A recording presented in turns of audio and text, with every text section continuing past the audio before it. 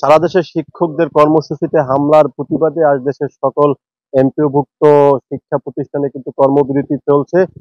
এরই ধারাবাহিকতায় কিন্তু পটুয়াখালীতেও কিন্তু একই চিত্র লক্ষ্য করা গেছে। আমি এখন রয়েছি পটুয়াখালীর রাঙ্গামালী উপজেলা ছোট বালিকা ফজলুল করিম মাধ্যমিক বিদ্যালয়ে আমি সকাল থেকে যেমনটি দেখেছি যে এই প্রতিষ্ঠানে কিন্তু শিক্ষার্থীরা আসতে শুরু করেছেন, তারা তাদের ক্লাসে গিয়েছেন। তবুও পাঠদানের সময় পেরিয়ে গেলেও কিন্তু ক্লাসে শিক্ষকরা ঢোকেননি। শিক্ষকদের সাথে কথা বলেছি, তারা যেমনটি বলেছেন যে শিক্ষকদের দীর্ঘদিনের দাবি ছিল বেতন ভাতার ন্যায্য হিস্যা সহ 20% বাড়ি ভাড়া, চিকিৎসা ও উৎসব ভাতার প্রজ্ঞাপন জারির দাবিতে ঢাকাতে তাদের যে আন্দোলনরত শিক্ষকরা রয়েছে তাদের উপর রোববার চড়াও হয়েছে। ওই আন্দোলনে চড়াও হয়েছে পুলিশ। সেই সূত্র ধরেই অর্থাৎ তাদের যে শিক্ষকদের যে প্রতিনিধি দল আছে তাদের কেন্দ্র ঘোষিত কর্মসূচির অংশ হিসেবে কিন্তু এই কর্মবিরতি দেওয়া হয়। শিক্ষকরা যেমনটি বলছেন যে এই কর্মবিরতি কিন্তু তাদের গত মঙ্গলবারে দেওয়ার কথা ছিল, কিন্তু তাদের আন্দোলনরত আহ, অথবা তাদের কর্মসূচিতে হামলার প্রতিবাদেই কিন্তু তারা একদিন এগিয়ে নিয়ে এসে আজকে তারা কর্মসূচি করছেন।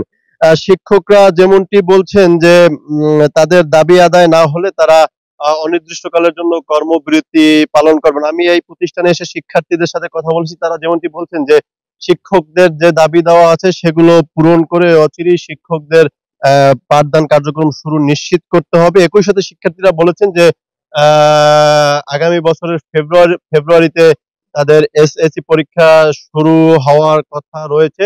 এরই মধ্যে যদি শিক্ষকরা এ ধরনের পাঠদান বর্জন করেন সেক্ষেত্রে তাদের পরীক্ষার উপরও একটি প্রভাব পড়বে বলে তারা মনে করছেন। আমি কথা বলতে চাই ছোট বাড়িতে ফজলুল করিম মাধ্যমিক বিদ্যালয়ের সহকারী শিক্ষক জনাব মিজানুর রহমানের সাথে। সরাসরি জানতেই চাইবো যে আজকে আপনারা কেন পাঠদান বন্ধ রেখেছেন। পাঠদান বন্ধ রাখছি। আমাদের 20% বাড়ি ভাড়া, 1500 টাকা চিকিৎসা ভাতা, কর্মচারীদের 75% উৎসব ভাতা আর দাবিতে এবং গতকালকে দাবিতে অবস্থানরত ওই যে প্রেস ক্লাবের সামনে অবস্থানরত শিক্ষকদের উপর পুলিশ কর্তৃক বর্বরিত হামলা করার প্রতিবাদে আমরা আজ থেকে লাগাতার কর্মবিরতি পালন করতেছি।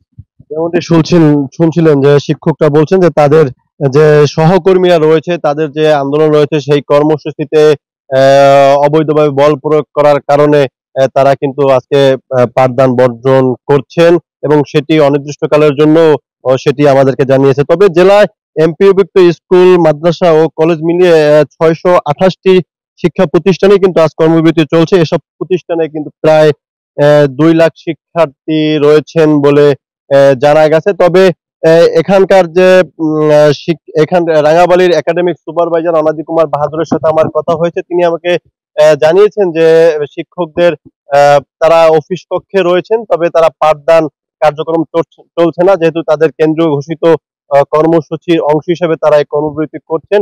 একই সাথে কোনো কোনো প্রতিষ্ঠানে কিন্তু আপনি জানেন যে টাইফয়েডের টিকা চলমান রয়েছে কার্যক্রম, সেই কার্যক্রমেও কিন্তু কোথাও কোথাও শিক্ষকরা সহযোগিতা করছেন। এই ছিল আমার কাছে পটুয়াখালী থেকে সর্বশেষ।